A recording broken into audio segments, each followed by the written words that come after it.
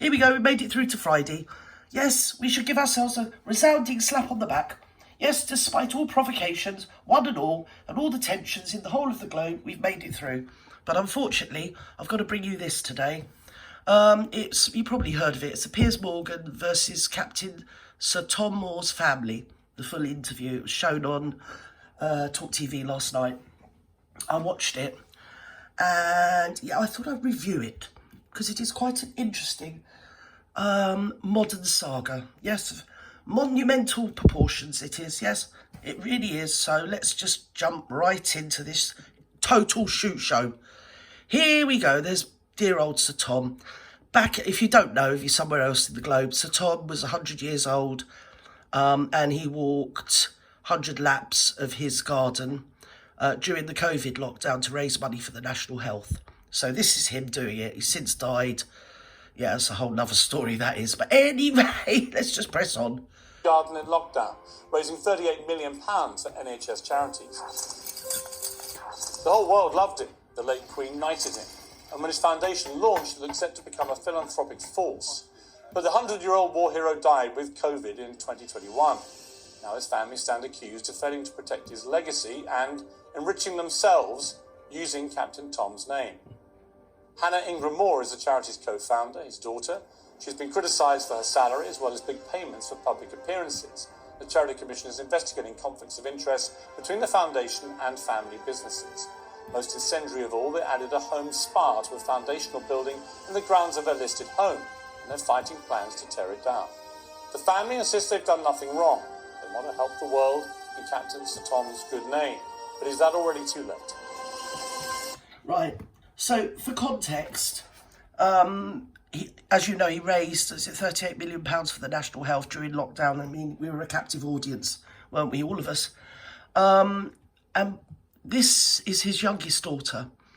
I've looked into this a bit before I come on here and spouted me bleed, flap me gums and spouted me bleed mouth off. You know how it is. What it transpires is that home, rather lavish home, is his home. His daughter and her family moved into his home, which she then inherited on his death, obviously.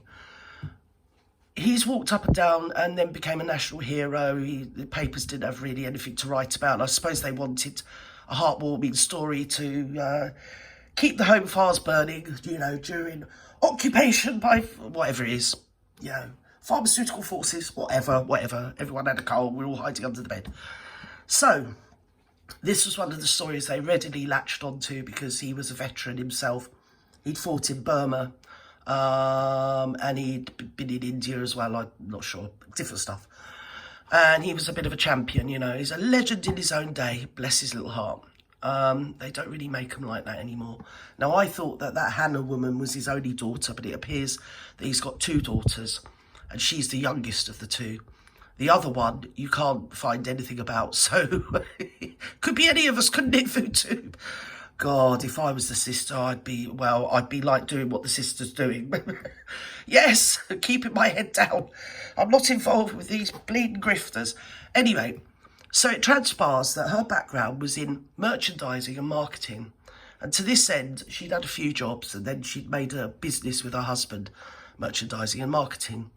So when he took off and became a bit of a legend, I think it was through social media initially, because they seem to have a Twitter page.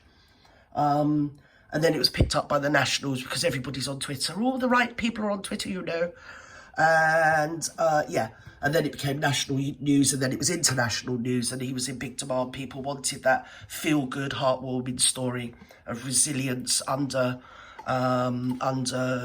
stress, whatever, right?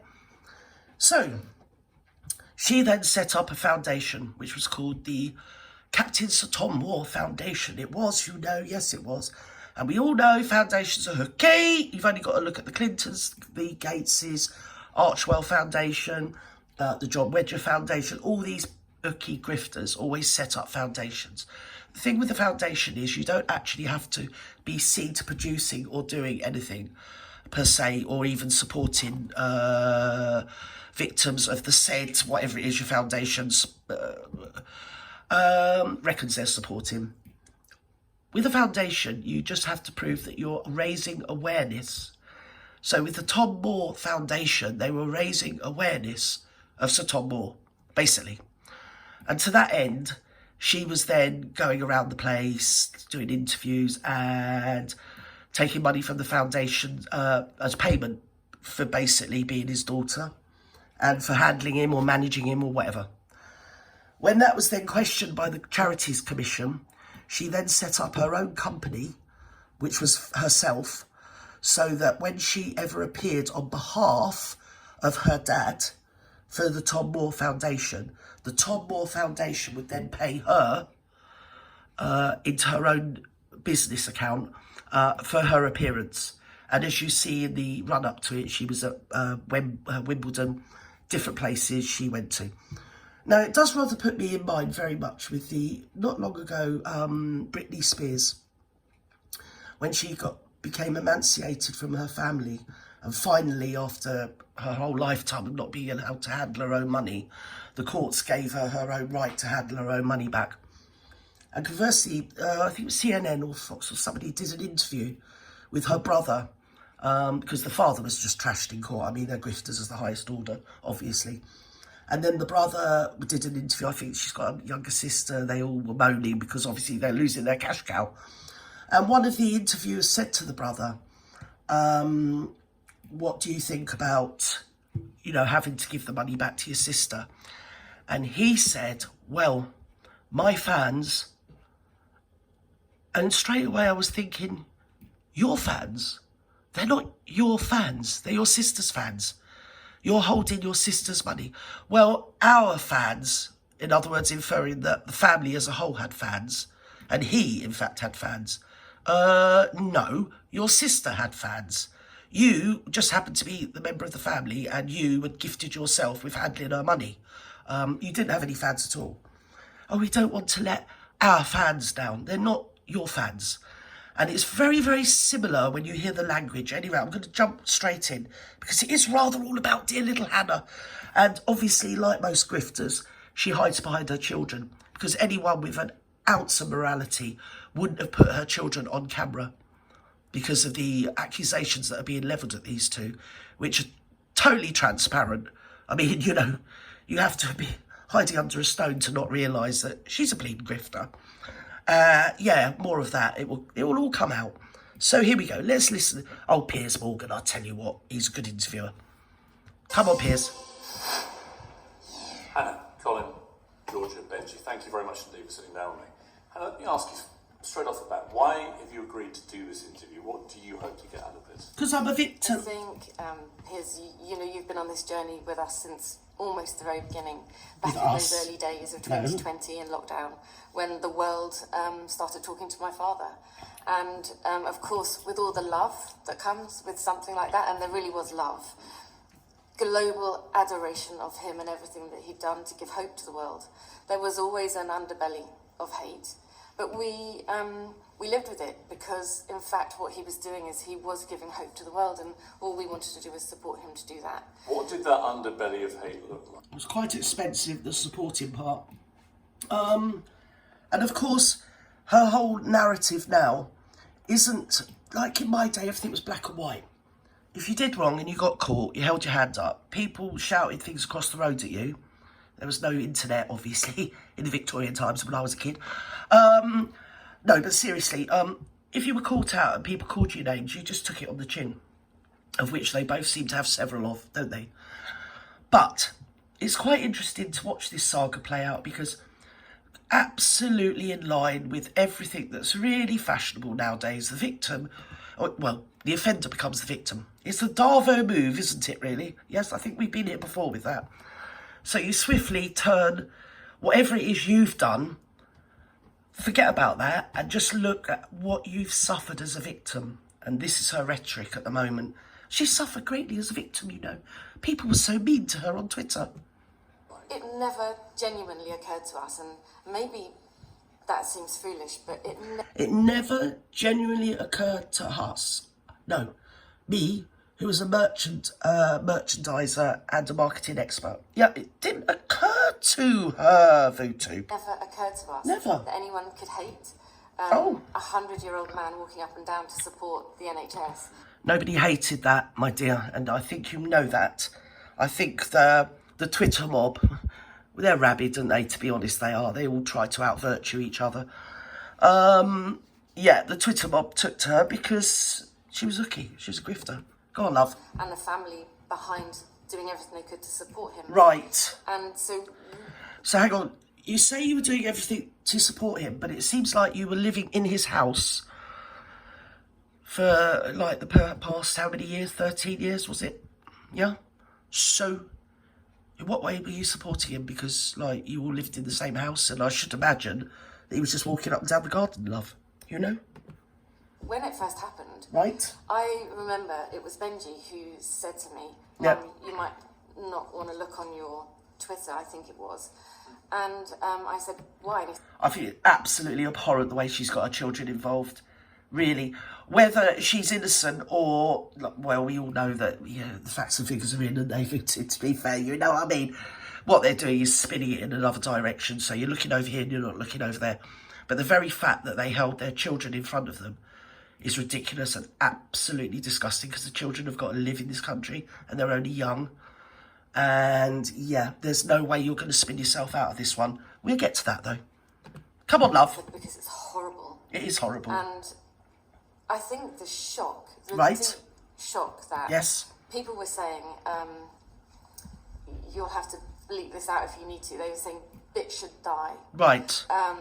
She About should you? be, yeah. Yeah. She should be jailed for harming the elderly. Bet she's got a cattle prod taking her father around the garden. Hope the whole family get COVID and die. I including don't him. think that was... And it went on and on. Can we and see on this? and on. Can we see the literature? One day, we were doing 30 interviews a day.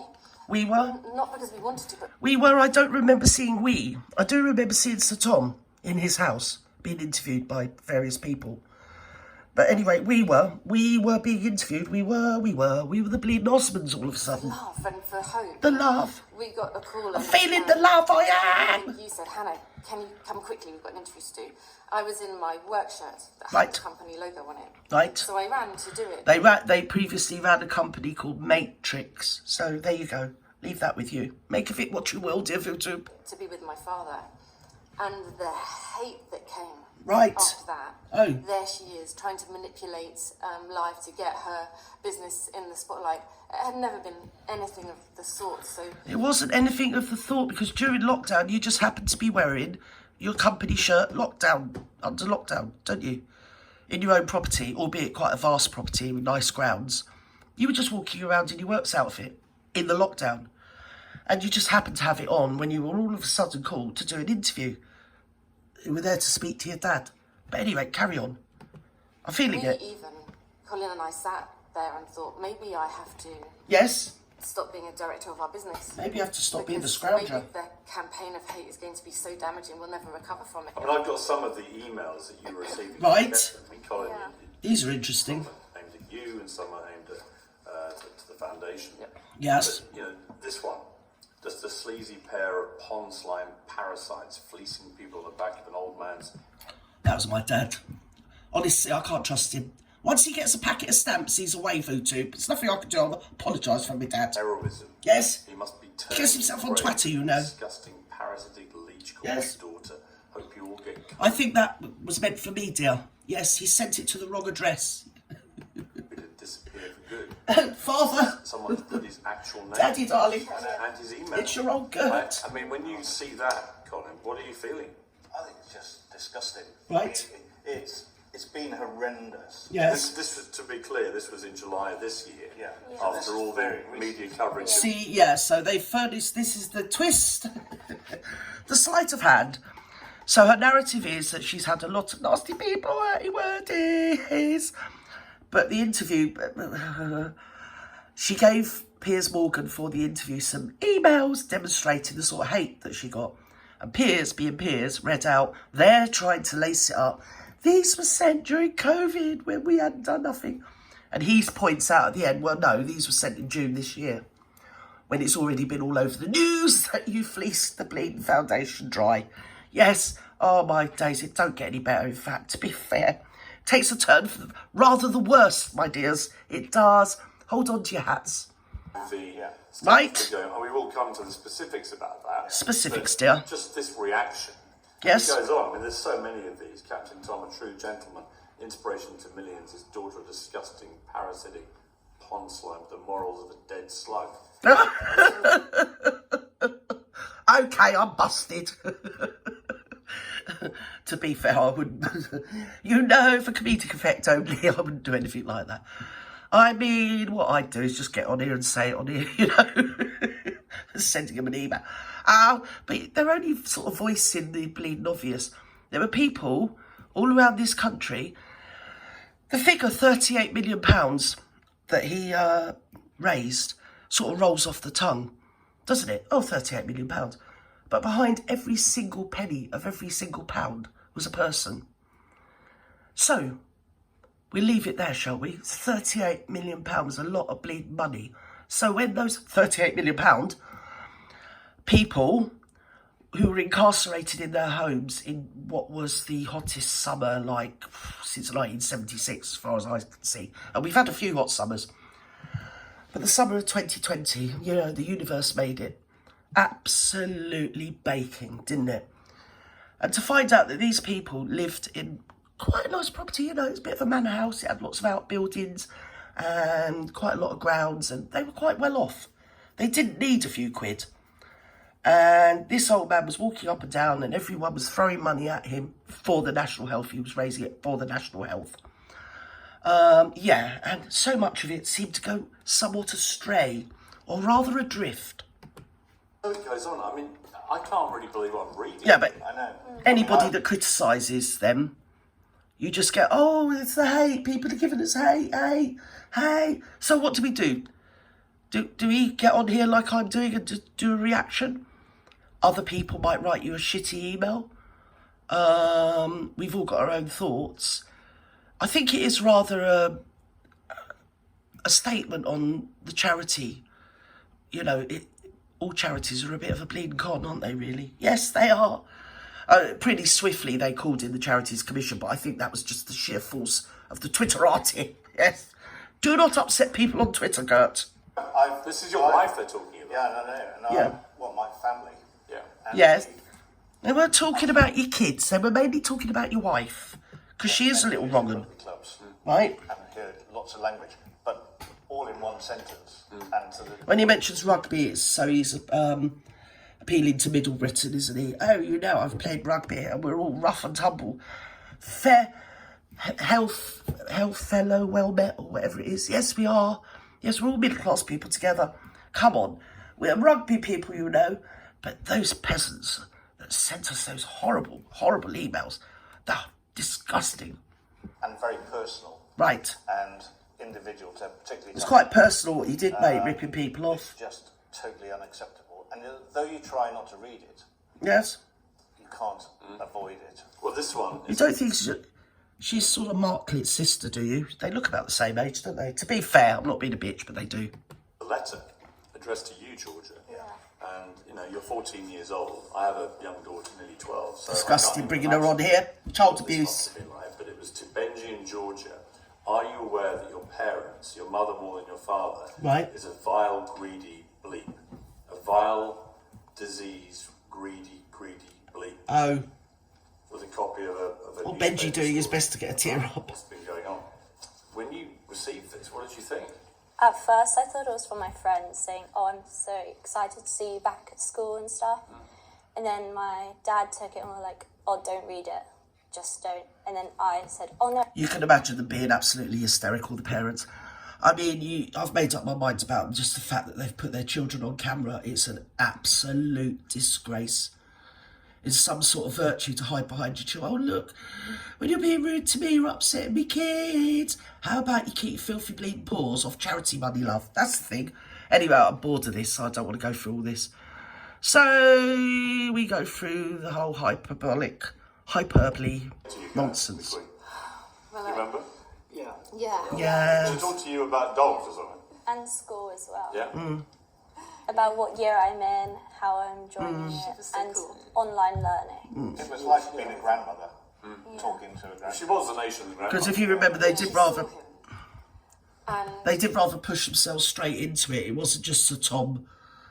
After the initial, when he did the walking up and down for £38 million, then it became, they were, well, if you get one, you get them all, don't you? Basically, spit it out, Gert. It's Friday, it's been a long week. Come on. in some of our photos, you'll see it. She saw him, and it was two people from the same generation. Yeah. Right. Their eyes met. Yes. And he smiled in us. Honestly, it was just amazing. Yes. To see him knighted at Yeah, the sure, age of marketing 100. this whole narrative very well, my darling, on board. Alive, I would have probably gone with him. But instead, we were invited, the two of us. Right? I had never an intention to stand up. Why would I want to do that? But I was not encouraged. I was told you're a bleeding- to. Because Because you're a little sport narcissist, my love, that's why you did. I don't buy any of your narrative. I don't, I'm sorry. Sorry! the applause, Hide behind your kids and that's it, you're done, you're over. I can't remember. No, I bet you can't. I think it must Marketing have and merchandising, but I can't remember. And I would never have stood up. But he Yes, said, you would. you must stand up. Right? And people were waving and shouting and everything that, how do I stay silent? See, I feel that was unfair on you. Right. All right? I thought that was unfair. I don't. I think the spa pool criticism is justified. I think that, to me, felt unfair. You're representing your dad. Oh, that's Sparpool. She comes out, the biggest load of old Mickey Mouse nonsense. Well, it was going to be walk resistance, so people can walk in it for age, concern or something or other. And if you look at it, there's, yeah, if you're going to walk, it's going to be up to your calves. Do you get me? So that's a load of old hooey, because if you look at the interview, you can see the spa. Bored already, so then we get on to, where are we? Haven't got my glasses. Oh my word, I'm blind, you know. I'm as blind as a bat. Yes, we're going to go here to... Yes, we're going to go here. This is going to be interesting. Come on, Piers. Commission says that could have generated a significant profit for the company. Right. And they're looking into whether that's appropriate. In the next part of my interview, the family reveal exclusively how the company has made its money, and it's a lot of money, and why they believe it's unrelated to the charity's work. Clubnook makes £809,000 in its first year, and after creditors were paid, it was left with just under £500,000. That was from the company accounts. And this company was basically licensing trademark registered names for products including beer, spirits, greeting cards, clothing, calendars, biscuits, and so on. That's Potentially. potentially. So where did that money come from? The money came from exactly that. From From products. not from products. Potential products. From using his intellectual property Right. But where did the as actual a revenue private- come as from? a private company. Where was the revenue from? From his assets, from his family trust, What do you Oh, and from appearances that he made, right. other things where he was occasionally paid for those activities. Right, so Hannah... Yes, this is very complex, you know. Stay with us. Because you were asked by the Times where the money had come from, and you Yes. didn't answer. Ah, Just to clarify, where that income, that 800,000... yes, where did it come from, dear? More specific. It's not something that we want to talk about because it's at the end of the day it's our private. It's a lot of money, income. though. It's a lot of money, but we also have several businesses. Right. And I think that we shouldn't. But this one was set up specifically Yes. to trademark your father's name. Yeah. and other business and other. So she had her own business that she paid herself money from the foundation for appearing on behalf of her dad. This, that and the bleeding other. Then they had a merchandising company to basically sell merch with her father's image on it all around the world. She's a bleeding grifter. Anyway, where are we? I want to get to this bit about the books because it's very illuminating. Yes, it is, FoodTube. Come on. They said to the Times that Club Nook hadn't profited from branded merchandise. That's not true. No. It made £809,000 in its first year from branded merchandise. Oh. Can we just stop? Awkward. It's not about protecting... Yeah, but it's not about protecting... Piers, can we just stop for a second? Yeah. Right? Yeah. Can we just stop? Can we stop for a second? Sure. Yeah. And So stop filming because this is really unfair. So What's unfair? no. So It's unfair that the cover's been blown. Basically, I'm bored already. Go and watch it yourself. They had the money.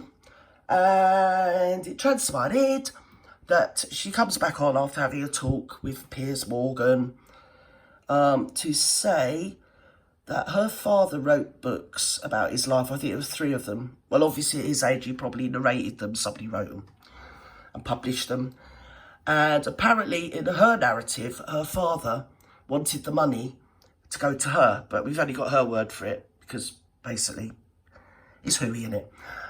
And then Piers Morgan comes up with an interview made by Sir Tom, where he says that he wrote the books to donate the money to his foundation to help veterans or whatever it was. National Health, was it? I don't know. Because I don't poke nose in this sort of stuff, you know. I'm more of a people person, you know. They're just grifters. That's the end of it. And the way the interview was conducted made it blatantly bleeding obvious that they're bleeding grifters. And I mean, really, we should look at the charity laws, to be honest, because, well, they need another look at, don't they, really? And they were just playing the system, and they were making as much money as they could out of the lockdown for themselves and enriching themselves. And as I say, they now reside in his home. They built a building there and put this spa in, load of old hooey. And then they had an office built. He had 250,000 birthday cards, and at her own cost, she had to store them. I mean, it's just rubbish. Total. They're grifters, and they've been caught out. And it's about time we went back to old-fashioned values. None of this, oh, people were mean, oh, the hate we've received. How about you look at what you've done, and look at the way you've comported yourself. It's disgusting. Put you up there with, what's his name? Mr. Hancock, and all the other bleeding grifters that enrich themselves while we're all bleeding locked down, closed in, and had our human rights and civil rights denied us. But you lot, were just running around making money, weren't you? Yeah, on the back of an old man. Got no sympathy. And shame on you for putting your kids on camera. Bye-bye now.